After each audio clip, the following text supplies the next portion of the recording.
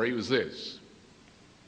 From over the course of the 12th and 13th century into the 14th century, a form of evil which is directly traced by the Venetians themselves to the ancient Canaanite city of Tyre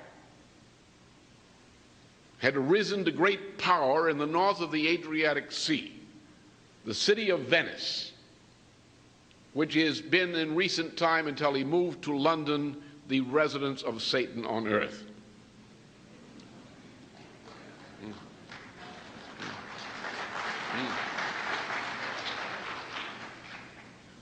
These people grew great power. They built a maritime power in the image of ancient Phoenicia, which is Canaan. Phoenicia is a Greek word. The people of that region were called the Canaanites. And the center of evil was Tyre. Tyre was destroyed by a great man, Alexander the Great. But the principle of Tyre lived on. And it came through the Roman Empire, it came to reside in Venice. And from about 800 AD on, Venice was an increasing power in the Mediterranean. It became a great sea power, which became a dictatorship over the Mediterranean over the period from the course of the 12th century into the beginning of the 13th century with the so-called Fourth Crusade. And I can tell you all the Crusades were frauds. They were all run by the Venetians. Nothing to do with Christianity. They had to do with something else. The Fourth Crusade was organized by Venice to conquer and loot Byzantium, which is its major competitor. And the Latin Empire in Byzantium was set up from 1204 to 1261, when a fellow called Michael Palaeologus overthrew it on behalf of the Greeks. But Venice became a great looting power. It crushed every element of civilization. It imposed evil cults. It spread the cult of Aristotle throughout the Mediterranean and other cults. It looted everything. It imposed its debt every place. It manipulated nations into making war on one another. They weren't real nations, but they were whatever passed for at that time. They plunged Europe into war and usury and looting and bestiality and cruelty, and nothing could seem to stop it. The political institutions of Europe collapsed at about 1250, or over the period 1250 to 1267, in a series of wars. A leading figure of the late 13th century and early 14th century, Dante Alighieri, typified those who fought desperately to save civilization from this pestilence of Venice and the Venetians' Mongol allies, who are attacking Europe from the west, or from the east. Venice's power grew. Dante was probably murdered by the Venetians after a trip into Venice and its area. The ideas of Dante lived on through various networks. Not only Dante, but there were great Franciscans and others who continued the tradition, the Augustinian tradition, and developed it then as before. Then in the middle of the century, the 14th century, the whole system collapsed in a chain reaction of bankruptcy, starting with the King of England discovering, by checking with his priest, that not only was usury a mortal sin, but that he, as the King of England, by continuing to pay his debts to usury, was actually contributing to the eternal damnation of the soul of his creditors.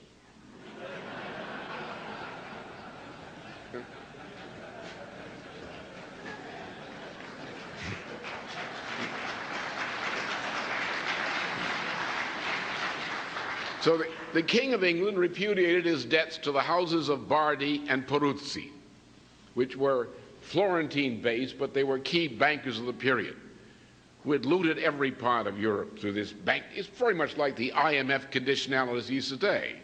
As a matter of fact, the IMF conditionalities are a repetition, a continuation of the Venetian tradition. They are evil. The people who run the IMF are evil. The bureaucrats of the IMF as a collectivity are purely evil. They are mass murderers. They have already killed far more people on this planet than Adolf Hitler succeeded in doing. They are wiping out the people of developing countries. What they've contributed to with their English masters, including Linda Chalker, who is the colonial minister. They call it overseas development now, but she's really the colonial minister from the House of Lords, who was given to us by Lady Thatcher, who is reputed to be a witch because she succeeded in transforming a merely bankrupt England into a rubbish heap. And also because of the way she handled her pet cat, George Bush. Who, by the way, is no friend of mine. So these people were crushed, and their political power was crushed by their bankruptcy. There's an analogy today. I'm not Plutarch, and I'm not a priest of the cult of Apollo, as he was, but comparisons are sometimes permitted.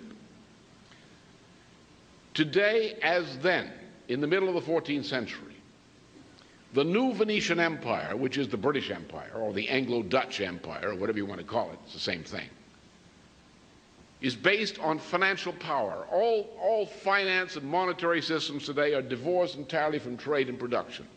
They're engaged in pure speculation, in usury, debt as a form of usury, the looting of countries, of whole regions of the world. The power of the ruling oligarchy, which are like Venetian families, Ford Foundation, this foundation, that foundation. This is what runs the United States, not the government. This is what runs the world, not the governments. The governments are run by these powerful families and their oligarchical connections, who control the Washington Post. They control the New York Times. They control the 3 TV networks. They control Jane Fonda. She might not admit it, but she's a real right-wing fascist, that Jane.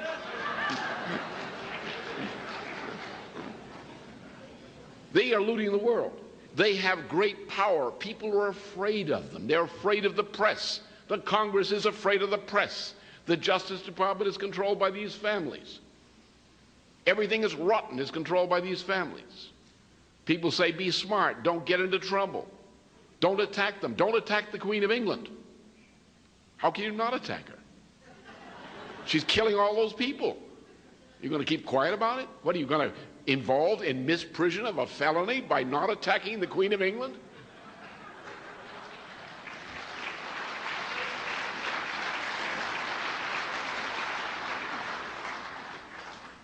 So the time has come, we say, well, what if these people suddenly lose their financial power? What if these banks go bankrupt? What if the IMF is liquidated? What if the international monetary institutions don't function? What if there's no facility by which these institutions can exert their power over society? Something like that which happened during the 14th century, the so-called Dark Age. In 1000, the Byzantine Empire underwent a fundamental crisis. That was the period when Venice started to take over more and more of Europe, and eventually the power center shifted to the financial oligarchy in Venice. So then in 1066, the Normans took over England, and the Saxons got defeated, and then eventually Venice for a very long time remained the power center of the imperial structure. So you are really looking at a succession of different empires. Now naturally Venice in this period, in this long period, underwent changes, family changed, replaced others, but the oligarchical structure essentially remained the same. Centuries had passed from the day the ruling families left Rome, and the Venetians rapidly asserted a maritime dominance that no one could or would dare to challenge. Recognizing her might, the Istrians begged Venice for protection from Slavic pirates. This protection was granted gracefully, at the price of 100 jars of wine per year. Though her mother, Byzantium, interfered with her desire of controlling a global financial maritime empire, as Byzantium still controlled the trade routes of the East, Venice overcame these circumstances and managed to secure trading privileges over Byzantium's territories. They accomplished this by making the emperor fearful of foreign attack, an attack which Venice herself was well equipped to foment. the 20 to 30 rolling Venetian families prided themselves on being descendants of the imperial Rome of Caesar. But whether they were really related by flesh or not, they were descendants of Rome's imperial ideology, for this oligarchy was clearly committed to the ancient model that created Rome, and were determined to ensure that Venice would embody empire. Be thou unique in the isolation of thy sight. None shall resemble thee. In thy freedom from pope and emperor, none shall rival thee. The city thou buildest on the ooze of the lagoon shall outlast the rock-built cities of the crag and the broad-laid cities of the plain. Out of thine incessant combat with the sea shall come thy strength. Thy soul shall delight in beauty, and beautiful shall be thy handiwork. Of course, anything that could come from the handiwork of Venice would be anything but beautiful. Her handiwork was one of dumping many into wars while making them believe that the Venetians were really their ally and that they shared common interest. Like its descendants in the British Empire of today, Venice had no permanent allies, only permanent interests. To gain her interests, emperors and kings were to play her game, and if they refused or retaliated, they would simply meet their doom. Byzantium was one significant force that chose not to play her game. This was troublesome, for without Constantinople she would lose access to the Black Sea and all the treasures that lay in Asia and the Middle East. Ultimately, Constantinople did fall to the Venetians, not by her own hand, but by the hand she manipulated. The Venetians are very good at psychological warfare as well. That if you read Friedrich Schiller's Ghost Seer, you can see that what you do is you pretend to be people's friends. You find out what they want, what their weakness is, and you give it to them. If they want money, you give them money. If they want sex, you arrange for that. If they want drugs, you arrange for that. Whatever it is they want, their weaknesses, you feed them. And then you tell them, okay, I'm doing all this for you and I just need these little favors. And you corrupt them. And you corrupt them until you can control them. And of course, you know what they're doing, so you can always blackmail them if they try to get out of line. But basically what controls them is the knowledge that if they don't go along with you, then they lose out on all these things they like. You know, if they play ball with you, then they become rich, they become famous, they have all of their desires sated, they get everything that they want, but in a mental state which is increasingly depraved and subject to manipulation. And that's also the Venetian method, that you win by corruption. And that the thing that the empire fears most of all is an honest man who isn't corruptible because he doesn't want those things.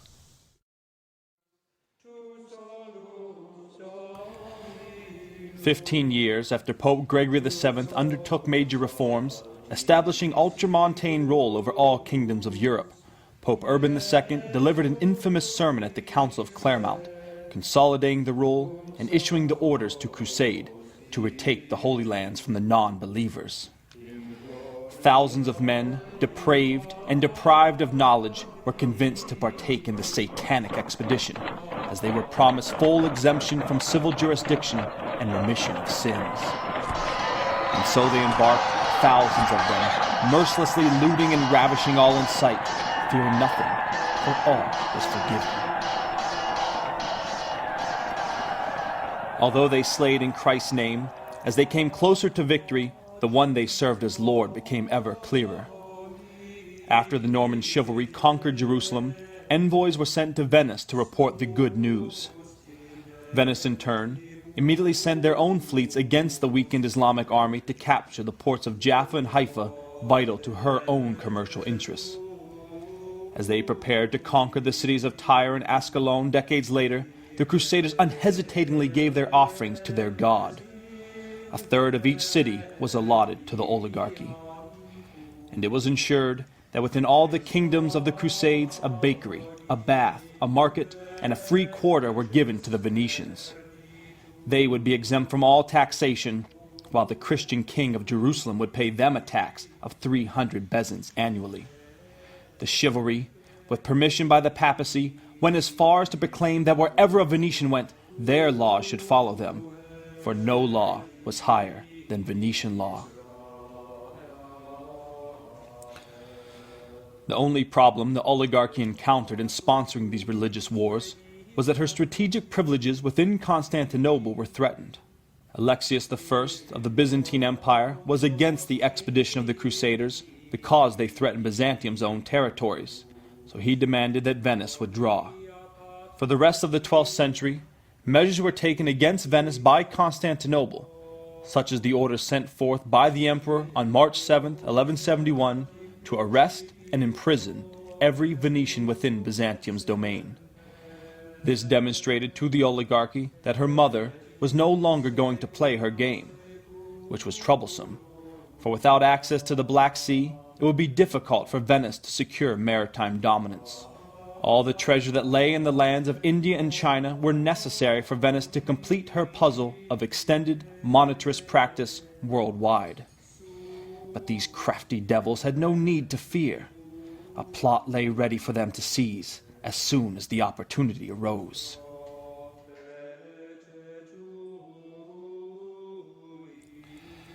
At the turn of the 12th century, Saracens waged war to retake the Holy Land from the Norman chivalry. The barons of France and Flanders immediately sent 6 messengers to plead to their birth mother, knowing that only with Venice could they defend themselves.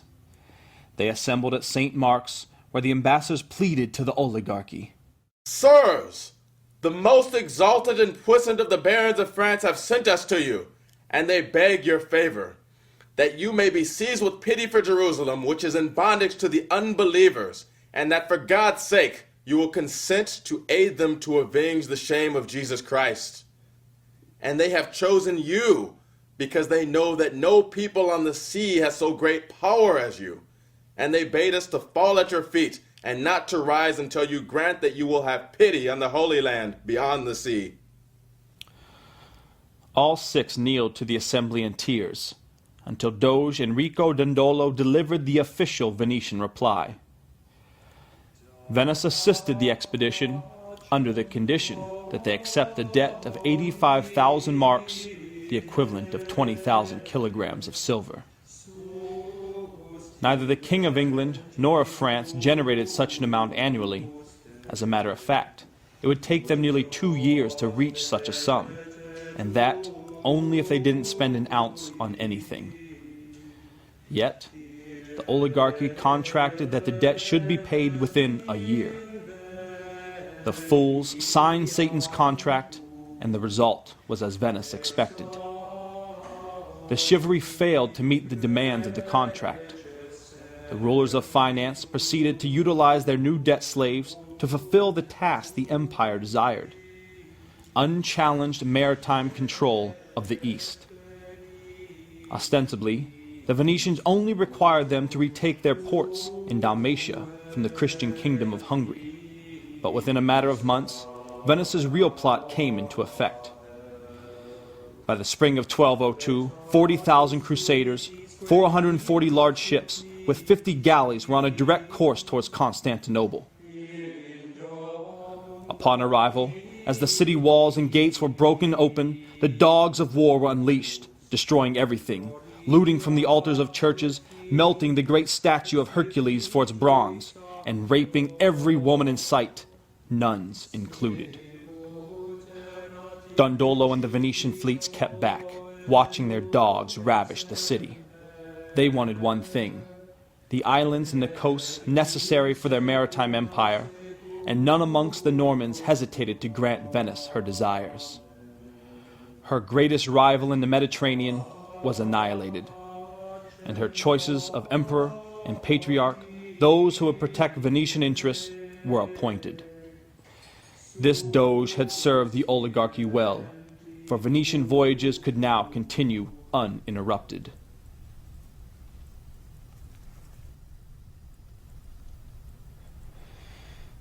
With their reassurance of complete maritime dominance, the Venetian oligarchy used their power over the Mediterranean to internationally centralize the control and organization of money within their financial empire. Shortly after the raids in Constantinople, Venice dictated that all exchange of silver and gold bullion could only lawfully occur within her lagoon. Bullion ships sailed twice a year from the imperial center to keep this private market flowing. Through this method, Venice sucked Europe dry of its 500-year-old silver standard and enforced a gold standard upon them. The Venetian gold ducat, minted in 1284 of October 31st, became the lawful currency of international trade. Simultaneously, with the assistance of the Mongolian hordes, Venice forced China and India off their gold standard and forced upon them instead Europe's silver for the wealthy and paper for the poor. Thus, no country could produce bullion for its own use, and all currency exchange had to take place in Venice.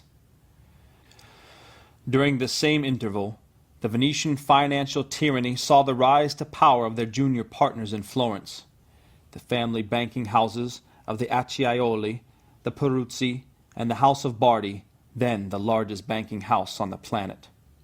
These, among others, were the banks that privatized the revenues of states by providing the usurious loans to most of the kingdoms in Europe and southern Italy. Although they wielded significant power, they were merely practicing the usury and financial speculation which the Venetian-dominated monetary system required. They were loan sharks swimming within a Venetian sea. The floating exchange rate between silver and gold bullion, controlled by the Venetian oligarchy, caused even the gold florian, minted by the Florentine bankers, to devalue to worthlessness. Nevertheless, the Florentine parasites served their master well until they became disposable. They are lending money to the major houses of Europe, the nations, or what passed for nations at that point, the various kingdoms and duchies and things like that. And so they get them into debt. Now, for example, the King of England was in significant debt to the Lombard bankers, which was the Venetian banking system, and in particular to the House of Bardi. And so the king, pledged as collateral the wool production of his kingdom. And then, of course, he's going broke, and so he needs more money, so he borrows more money, and then he pledges all of the sheep as well.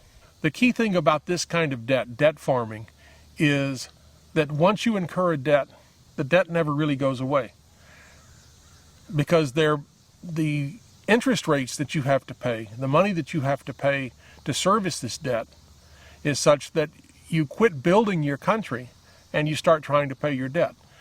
And then you have to borrow more money to pay your debt because you get further behind, and then your interest rates get higher, your debt service becomes more, and you set off on a process that never really ends until everything blows up.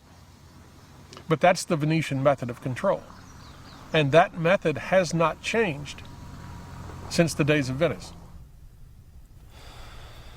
While generating profits of 2/3 on all investments in Europe, the Peruzzi, the House of Bardi, and the others would lure in new debt slaves through the yearly champagne fairs in France, using luxury goods imported from Asia as bait.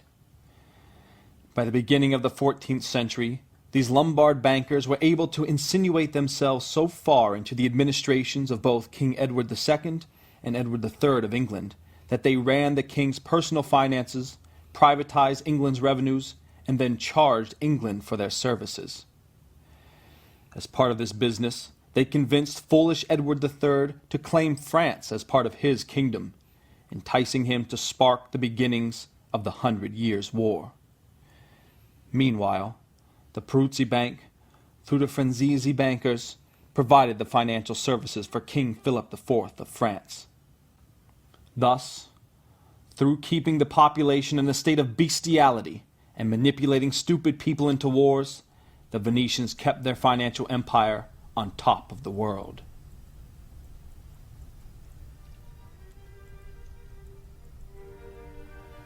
But with this practice of monetarism, significant productivity was abandoned and the body of the state was sucked to the bare bone. The production of wool in England, Flanders, and Spain collapsed. Because of depreciating farmland and equipment, food crises broke out, resulting in repeated famine within the 1310s, 20s, and 30s. The nature of the system caused farmers to go bankrupt, forcing them to hand over their lands to the bankers. For lack of funds and neglect, bridge construction halted, while those built the century before were left to rot. Sanitation was a joke. Monasteries ceased educating the young, and population levels dropped as the system drove further and further towards bankruptcy. The fleas had consumed all the blood of their host. The city of Florence went bankrupt in 1342, and the banking houses of the Acciaioli and the Buonaccorsi followed suit. The Kingdom of France went bankrupt in 1337, and Edward III's England followed suit in 1340. With the fall of these two kingdoms, and Venice playing currencies against each other, the Peruzzi fell bankrupt themselves in 1345, and within the same year, the top bank on the planet, the House of Bardi, finally collapsed. The entire monetary financial system of the 14th century had now entered its phase of complete disintegration. With no legitimate system found to replace the failed one, the conditions were set to pave the way for the great calamity that was about to fall upon Europe. It had already killed 10 million in China, and over the next 2 generations, the combination of plague, social upheavals, and wars wiped out 1/3 to 1/2 of the entire population. In 1508, the League of Cambrai was formed among the significant powers of Western Europe, including Louis XI's heir to the throne and his admirer, Henry VII of England, in an attempt to destroy the monetarist empire still centered in Venice. But with Henry VII's death the following year, and the complicity of the current pope of the time to the Venetians, the League was dissolved. Starting with the Inquisition, and continuing with the promotion of Luther and the Reformation generally, and then supporting the Catholic Church's counter-Reformation, the Venetian Empire had been busy lighting the fuse for religious conflicts throughout Europe. Eventually, among others, they deployed their agent Friar Zorzi to England to manipulate the new king, Henry VIII. They used him to further feed the ongoing frenzy of religious wars by driving him to assume the authority to reform the church in England so he could meet his sexual desires. Fearing the former alliance which sought to destroy the devil, the oligarchy proceeded to move north in search of a new capital from which to operate. They settled throughout Northern Europe, opening their first major headquarters in Amsterdam, Holland. Centuries later, they consolidated their true base in 1763, upholding their public political headquarters in London, which remains still today, yet with their satanic souls continuing to reside in Venice. But this shift to the north was not enough. The scientific achievements of Nicholas of Cusa and the Renaissance crippled the era of Aristotle, making his methods worthless to the oligarchy. The creative impulses of the Golden Age caused an explosion of discoveries and innovations which society was not willing to give up. Venice, then the center of the empire, had no choice but to adapt to those conditions, and thus the doctrines of the Venetian Paolo Sarpi came forth, founding what would become modern British liberalism. This new method of the oligarchy allowed innovation while suppressing creative thinking. It said yes to technology, but no to creativity.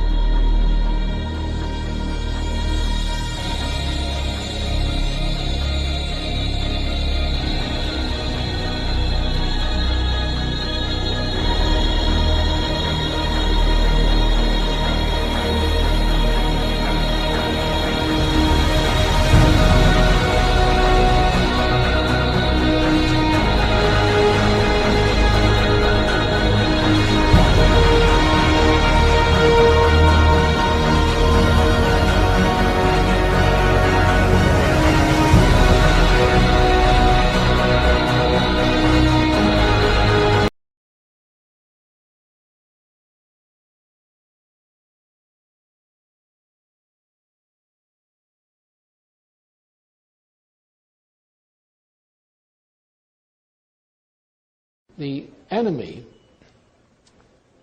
has to be defined properly. Who is the enemy? Well, Cheney is ready for the rubbish bin. He could go quickly. He's earned it. I mean, the Lautenbach report, Lautenbach-Waxman report on the way he's ripped off the American budget, the American till, with his aid of his Halliburton associates, and how he has profited by what Halliburton has done by the way of the steel business, is really puts him in jeopardy. He's not a popular guy. He's hated. Unfortunately, he's also feared, and cowards fear him. But the enemy is not Cheney. Cheney is only a tool, as his wife describes him.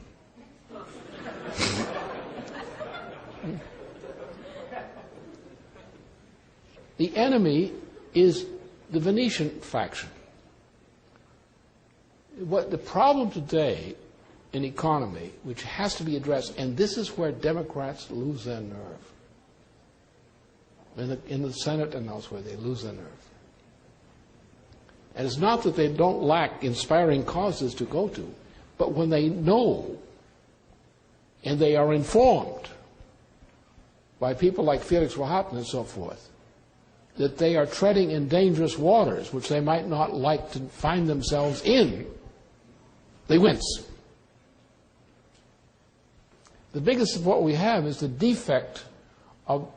defection of Republicans from the Republican cause. Not the Republican Party as such, but from what the neocons represent in the Republican Party. So you have a mass defection of Republicans who cannot support what stinks. But you don't have Democrats, with a few exceptions, who are stepping up to the plate, as it is said, on issues, because they're afraid of what? They're afraid of the financial interests. We have to realize that the enemy of humanity today is the same enemy that Franklin Roosevelt had when he was alive, which sometimes we call the bankers, but he didn't think of the bankers, he had it right. He understood that the financial oligarchy, including the grandfather of the present president, Prescott Bush, had been the authors of funding Hitler's being put into power in Germany. That these people in the American oligarchy, the Wall Street oligarchy, the backers of Coolidge, the controllers of Hoover, these were the people who had put Hitler into power and Mussolini before him and Franco afterward. These were the people who were prepared to support Hitler all the way and his system if he had only gone eastward first against the Soviet Union rather than against France and England. They turned against Hitler. Many of them didn't turn until 1940, but they began to turn against Hitler when it was learned the German military was prepared to strike westward first before striking eastward. So they became anti-Hitler because they didn't like his direction. They liked his methods, but not his direction. And they supported him by bringing fascism, Nazism into power in Germany, and fascism into power throughout continental Europe. Now you understand then, you have to go back to deeper, that fascism, Nazism, which is largely a product of a group known as the Syndicus International. It's a group of bankers in the Venetian tradition. These are independent family banks, family financial interests, which cluster like a slime mold together and have individuality, but they also are a slime. Okay? This is the problem. These guys have come to the point where since 1939, when there was no longer, 1989, since there was no longer a Soviet Union as a contender, they felt free to destroy Western Europe and the Americas because they no longer needed Western Europe and the Americas as an economic and military strength to control the Soviet Union. Once the Soviet Union was gone, they said, history has ended, as Francis Fukuyama put it. History is now at an end. Now the empire can return. Now, the empire means the Venetian model, which means the British model. It means the Anglo-Dutch liberal model, under which, in their view, the nation state either should not exist, and they intend to eliminate most nation states, which is what the real purpose was in Iraq, not to defeat Saddam Hussein, was to destroy Iraq, which they're doing. Their intent is to destroy Syria. Their intent is to destroy Iran. Their intent is to destroy Israel. The intent is to destroy every part of that region of the world and beyond. And they call them failed states. You know, why does it fail? Because it got killed. That's why it failed. Then what about the other states? Well, they do not want to tolerate in Europe or in the United States a government which does not submit to the power of a financial oligarchy. Now, what these guys are up against is, which Felix Rahat really typifies, is they represent a financier oligarchy which says clusters of these bankers are going to run the world and no government will challenge the authority of these bankers or their money. That's what the issue is. And they not only use the threat of financial campaigns against politicians and their constituencies, they also kill.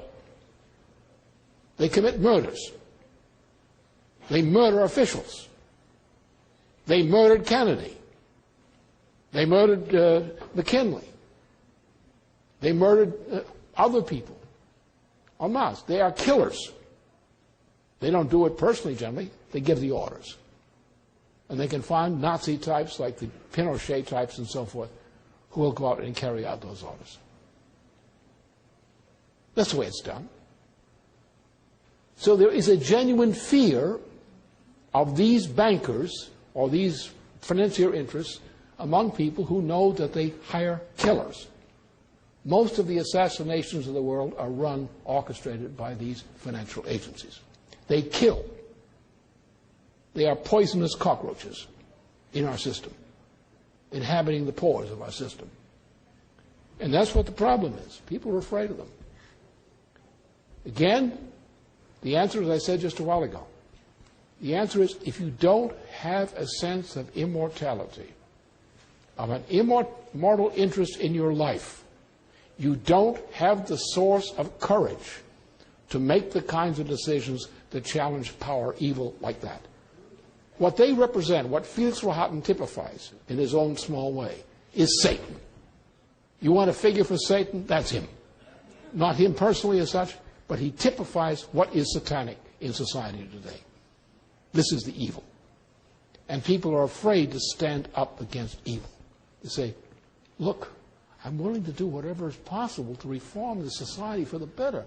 But look, don't get me in trouble.